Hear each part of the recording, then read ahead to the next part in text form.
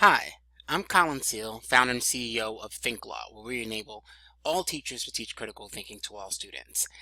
Thank you so much for becoming part of the thinkLaw community.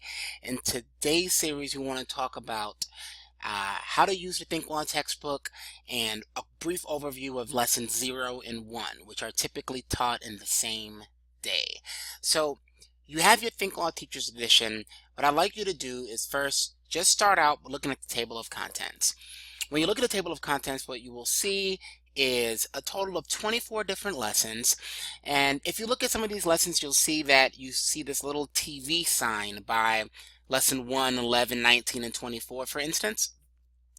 Those are lessons that will involve multimedia. So in the PowerPoints that come with these, you'll be able to either view a YouTube link or a Google Map picture or some sort of multimedia. You'll also find as you go through these cases that there might be other internet resources you can look to make some of these cases a little bit more interesting and interactive for your students. But we'll get to that as we go through each lesson.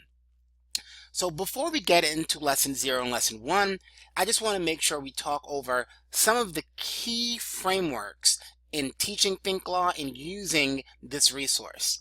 So one of the key things that I've noticed about thinkLaw that teachers sometimes struggle with is, in thinkLaw, you're a facilitator, not a teacher. You should probably be speaking no more than 20% of the time. If you're speaking any more than that, then this is not really working out the way it's supposed to. So think about ways you can incorporate student voices as much as possible. Have students read portions of the text so you don't have to. Push them to break out into different groups to discuss things. You could set up little mock trials and divide the classroom in half. Get your students moving around. Your key and goal is to facilitate those discussions. And there's a lot of practical tools we're giving you to make that a lot easier in the thinkLaw program. Also, and this is really important, I'm a licensed attorney, but my bet is that most users of thinkLaw will not be. But that's perfectly fine, and it's the way it's designed. thinkLaw is supposed to be about critical thinking, not about the law.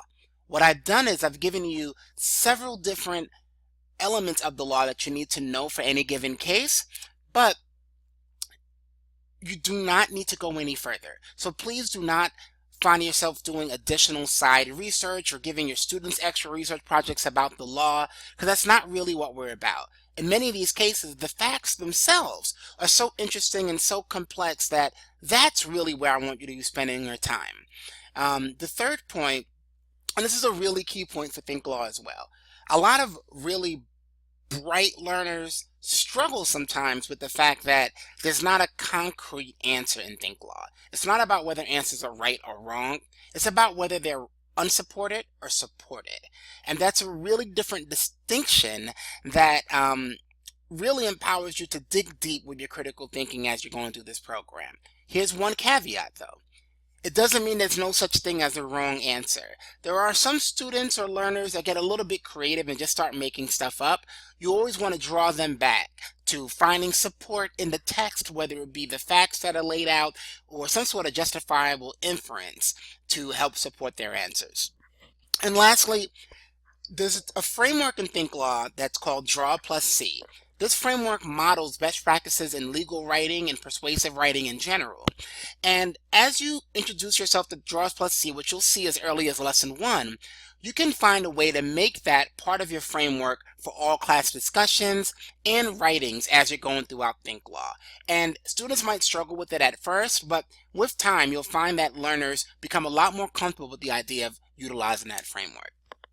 Now, the Teacher's Edition itself, you're giving PowerPoint, and through the Intralink system, which I have a separate video to help you out on if you need some help with that, you'll be able to access those PowerPoints. These are nice visual aids for you as you're teaching, but those are not mandatory. There's also instructor's notes written all throughout each lesson that give you suggested probing questions, whatever background knowledge you need to know about the law, or anything of that sort. Then the student workbook. The student workbook has a ton of graphic organizers and is designed in a way so that students are actually using it and developing the writing process in a way that it helps guide them through the legal writing process. I strongly encourage you to to persuade students to use the workbook as often as possible.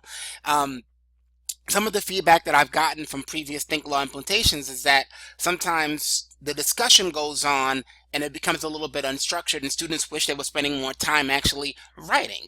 That's always a good problem to have, but just to make sure you're guiding the discussion in the way that it's going to work, and to engage some of the learners who might not be the most vocal but would be able to express their ideas down on paper, please make sure you always redirect them to using the actual workbook. And in terms of planning thinkLaw, one of the goals of putting together these talks that I'm providing via video is that you should be taking no more than 20 minutes to plan a thinkLaw lesson. Ultimately, the goal will be under 10 minutes, but you'll probably get a little bit better as time goes on. thinkLaw is not designed to be a high fidelity program in that I don't have the same time limitations for each person. That's something that you need to determine within your customized implementation of thinkLaw.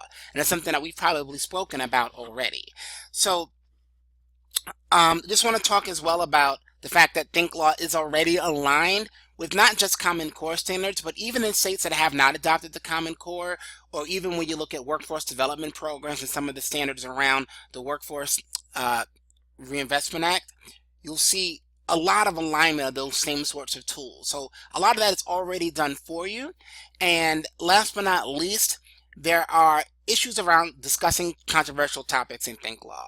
And we've designed a framework to just kind of give your students and participants a good guide to have meaningful, engaging conversations without too much controversy. So with that, we are going to go straight into lesson 0.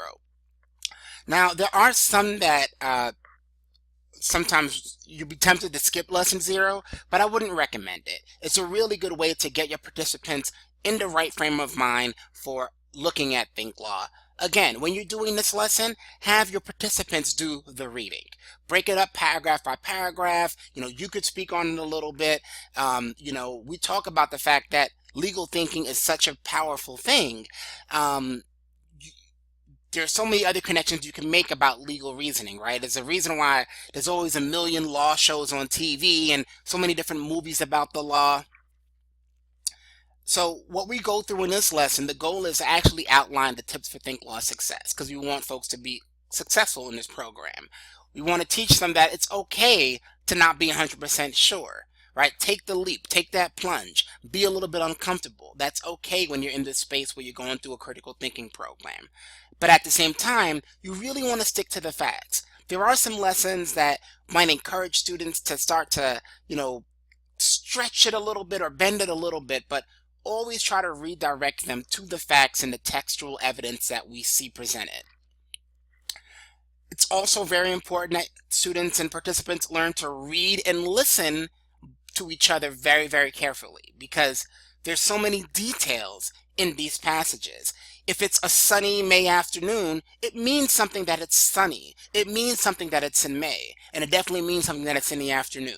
So these are going to all be habits that participants start to pick up on as we go through the program.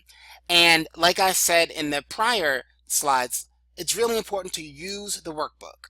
And with that said, one of the things that you'll find, whether the students are using the physical workbook version or the ebook version, is that students might be tempted to look ahead. It's really important that you encourage students and they understand not to look ahead, because looking ahead in thinkLaw could almost be like fast forwarding to the end of a movie. It kind of ruins any, secret surprise ending that might happen, which does happen in a lot of these different cases. So try to encourage students to stay on one page at a time and not move forward.